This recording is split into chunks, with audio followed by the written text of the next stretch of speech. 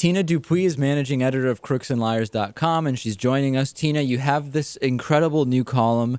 You are correlating record high poverty, record low congressional approval, more and more arrests at Occupy Wall Street. You're almost sounding like our previous guest, which is worried about the end of the world showing up, but she's basing it on religious stuff. I don't think you would make that same argument. But what is going on? I mean, paint the whole picture for us. Well, Congress's approval rating is right just above the margin of error. About 9% of the nation thinks that they're doing a good job, which means that 9% of Americans questioned didn't understand the question. And you have, over 3,000 Americans have been arrested at the Occupy movement across the country. And we just found out that 49 million Americans are living in poverty, which are basically is 5 New York cities.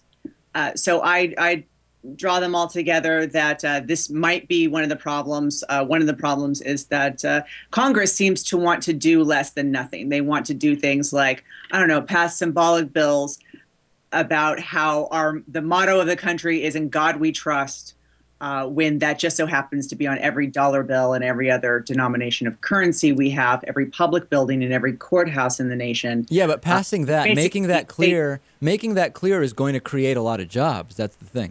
But also not only like reaffirming that, but making it non-binding.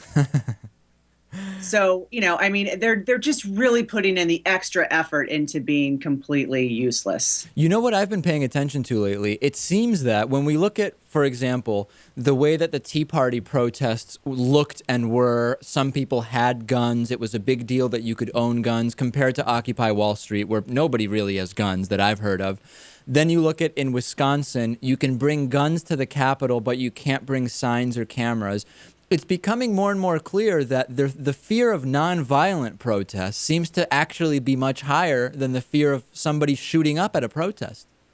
Yeah, it's really strange. Adam Winkler the author of Gunfight, made a very poignant observation where in the Supreme Court, where they have ruled basically, on against gun control for, the last 30 years or so, that it's a very pro-gun court that in the last couple of decades, when they are ruling pro-guns, they will not let you bring guns into the chamber where they are ruling that.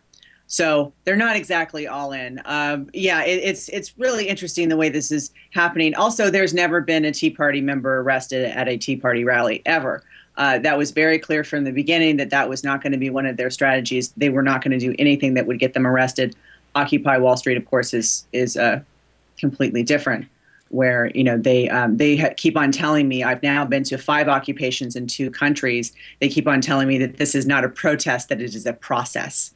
That they are educating people, they are educating themselves, and they are getting involved in civics and activism and being able to express their real frustrations, their very, very understandable frustrations, some of which I outlined in my column about Congress. Yeah, I mean, the thing we have to really look at, and when we want to figure out why this is what's happening, is that the Tea Party protest, in many cases, the protesters were protesting against their own best interest. They were protesting in the best interest of big corporations. So therefore, why would anybody get arrested? The corporations and the power structures absolutely love it. It was all disguised as the Tea Partiers protesting in their own best interest, but that's not really what it was. That seems to be at the root of this.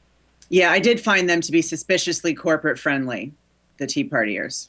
They were. And as we found out that the Koch brothers and Americans for Prosperity were at the bottom of a lot of what was going on, conspiracy theories to some, reality to others, and the reason behind a lot of this.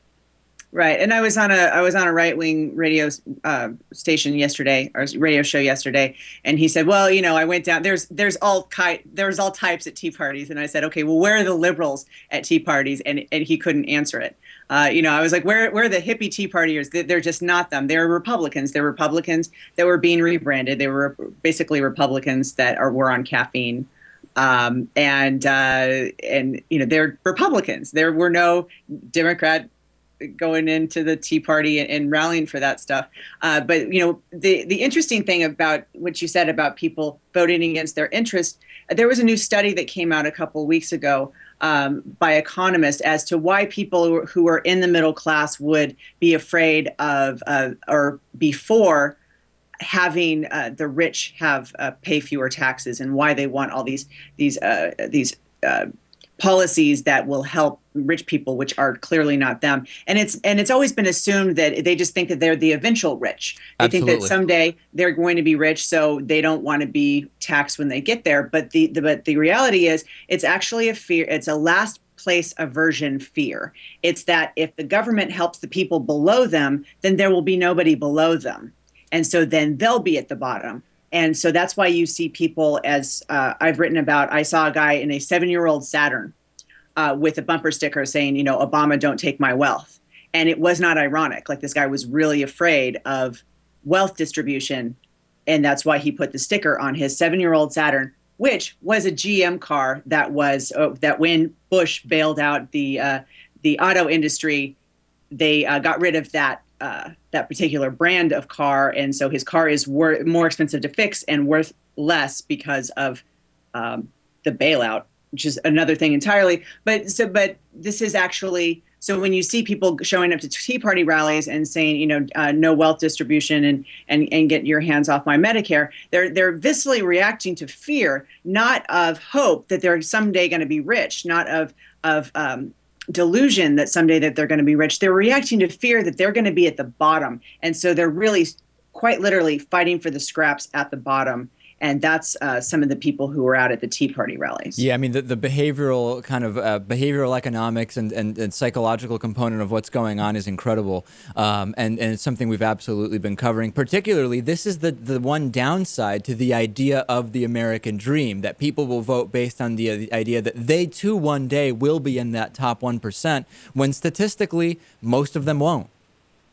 Yeah, I don't think that, I think there are some people that kind of use that as an escapist fantasy that they're going to win the lottery someday, and that's going to make all their financial woes go feel better. But I think that most people are pretty realistic, and most people, their American dream is just having a home, having a retirement, raising children, and just being able to have a job. And that's what's really been stolen, that American dream, not of being able to, to pull yourself up by your bootstraps and be a billionaire, but just being able to like send your kids to college is, that is an American dream. And that's been really stolen in the last, I would say 10 years, where everything's gotten more expensive, but no one's making any more money, or not at least the 99%. Absolutely. Tina Dupuy, managing editor of crooksandliars.com. Great to talk to you again. Thanks for having me.